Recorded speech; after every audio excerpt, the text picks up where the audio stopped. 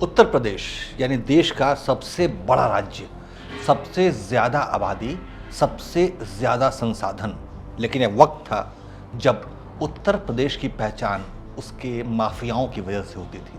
पूर्वांचल में मुख्तार अंसारी और अतीक अहमद जैसे गैंगस्टर, तो पश्चिमी उत्तर प्रदेश में हाजी गल्ला, सुंदर भाटी, अनिल दुजाना जैसे अपराधियों का साम्राज्य।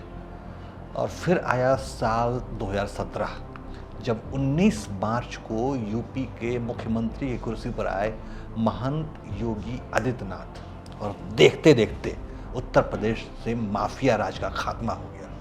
ये है जलवा योगी बाबा का। उदय इंडिया, उदय इंडिया।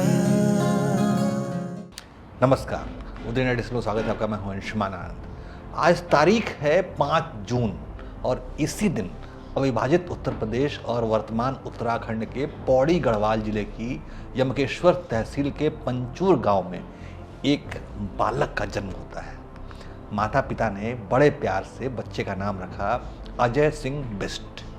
लेकिन किसी पता था कि अजय नाम के इस बालक पर एक दिन उत्तर प्रदेश की 24 करोड़ आबादी की उम्मीदों भरी निगाहें टिक जाएंगी, क्योंकि पंचूर गांव में पैदा हुए उसी बालक ने आगे जाकर भगवा वस्त्र धारण किया और देश की सबसे प्रतिष्ठित धर्मपीठ के विधिवत उत्तराधिकारी बने।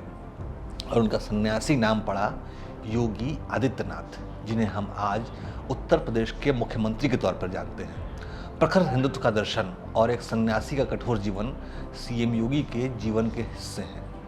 उनका सहज सरल व्यक्तित्व ऐसा है कि जब वो मुख्यमंत्री के तौर पर जनता दरबार में जनता से मिलते हैं तो आम जनता कुर्सी पर बैठी होती है और वो खुद सीएम योगी खुद चलते हुए सबके पास पहुंचते हैं, उनकी समस्याओं को सुनते हैं और उसका तुरंत निदान भी देते हैं। उनके मुख्यमंत्री पद पर होने का एहसास हमारे और आपके जैसे आम लोगों को सुरक्षा महसूस कराता है। लेकिन इसके उलट राज्य भर के गुंडे, बदमाश और माफिया सीएम योगी के शासन से उतना ही घबराते हैं। और हालत ये है कि यूपी के कई हिस्ट्री शीटर तो खुद ही थाने में आकर सरेंडर कर जाते हैं। ये है योगी जी का खौफ। हिंदी साहित्य के मूर्धन्य लेखक जयशंकर प्रसाद ने अपने प्रसिद्ध नाटक स्कंदगुप्त में अपने नायक का जो चरित्र चित्रण किया है, उसमें वो लिखते हैं कि वो कुसुम यानी फूलों से भी ज़्यादा कोमल और वज्र से ज़्यादा कठोर है। ये कहना मुश्किल है और यही उक्ति सीएम योगी के चरित्र में स्पष्ट दिखाई देती है। एक तरफ तो वो नवरात्रि में नन्ही बालिकाओं के चरण धोते हुए, गाय के नन्हे बच्चों को प्रेम से गले लगाते हुए, माताओं और बहनों के आगे सिर झुकाए हुए कुसुम यानी फूल की तरह दिखते हैं। लेकिन वही योगी आदित्यनाथ मुख्तार, अतीक और हाजी गल्ला जैसे माफिया स्टाइल साम्राज्य को बर्बाद करने के लिए वज्र की तरह कठोर भी हो जाते हैं। योगी आदित्यनाथ कोई सामान्य व्यक्तित्व नहीं है। वो अति प्राचीन गोरक्ष पीठ के पीठाधीश्वर हैं, जिस पर स्वयं महान संत, दार्शनिक और चमत्कारिक सिद्धियों के स्वामी बाबा गोरखनाथ बैठते थे, जिन्हें स्वयं शिव का अवतार माना जाता है। और भारतीय दर्शन पर उनकी गोरखवाणियों की गहन छाप मौजूद है। ये वही गोरखनाथ हैं जिन्होंने तंत्र के क्षेत्र में शाबर तंत्र विद्या का अनूठा प्रयोग किया, जिसके मंत्रों में आज भी बाबा गोरखनाथ की दुहाई या आन दी जाती है। ऐसे महासन्यासी गोरखनाथ के उत्तराधिकारी हैं योगी आदित्यनाथ।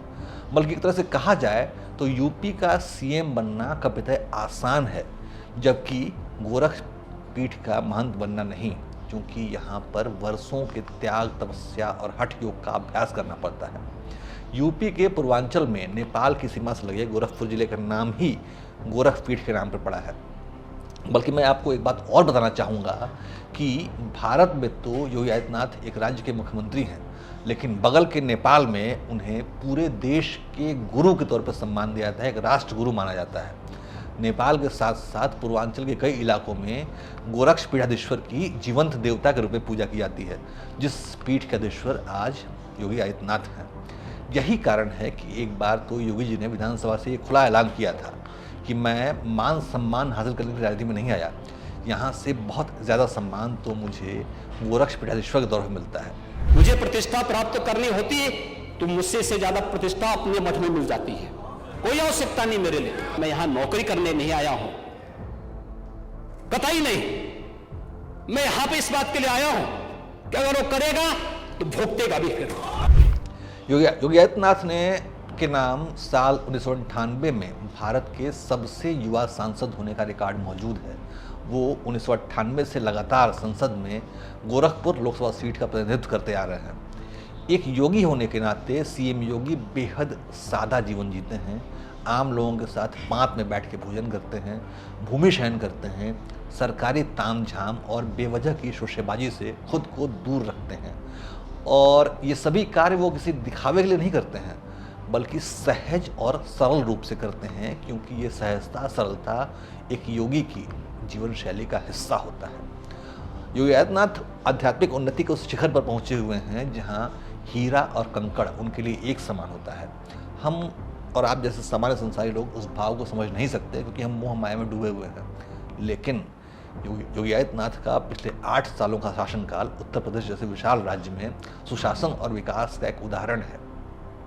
यूपी से गुंडा राज्य खत्म करने के अतिरिक्त आम लोगों को न्याय दिलाना, किसानों को उनकी फसल का उचित दाम दिलाना, बच्चियों और महिलाओं में सुरक्षा का भाव पैदा करना, डिफेंस कॉरिडोर, नई फिल्म सिटी और माइक्रोचिप फैक्ट्री लगाने जैसे अत्याधुनिक उद्योग धंधों को राज्य में पनपने का अवसर प्रदान करना, ये सभी कदम जो हैं सीएम योगी की दूरदर्शिता का संकेत देते हैं। उनके शासनकाल में यूपी आज ऐसा हो गया है जैसे शेर और बकरी एक साथ एक घाट पर पानी पी रहे हों। और ये खूबी उत्पन्न हुई है एक आध्यात्मिक पुरुष के राजनीतिक गद्दी पर बैठने की वजह से, एक भगवा वस्त्रधारी के हाथ में राजदंड देने की वजह से, एक सद्गुणी व्यक्तित्व के शासन के सर्वोच्च शिखर पर बैठे होने की वजह से। आज उत्तर प्रदेश में कोई भी मजहबी कट्टरपंथी आवाज़ उठाने का दुस्साहस नहीं कर सकता है। कोई भी अपराधी प्रशासन से संरक्षण का दावा नहीं कर सकता। कोई भी भ्रष्टाचारी सिस्टम को अपनी जेब में रखने का बड़बोलापन नहीं दिखा सकता, क्योंकि एक सन्यासी के हाथ में जो राजदंड है उसका भय ऐसे लोगों को हमेशा सताता रहता है। उम्मीद की जानी चाहिए कि आज उत्तर प्रदेश में जो माहौल है वो पूरे देश में हो। यानी योगी जी लखनऊ की अपनी सीएम हाउस से उठकर 7 लोक कल्याण मार्ग प्रधानमंत्री आवास तक पहुँचे, क्योंकि पीएम मोदी ने जिन कार्यों को शुरू किया है उसे अंजाम तक पहुँचाने का मादा, उसको अंजाम तक पहुँचाने की जिद केवल और केवल योगी आदित्यनाथ में है। जय हिंद, जय भारत।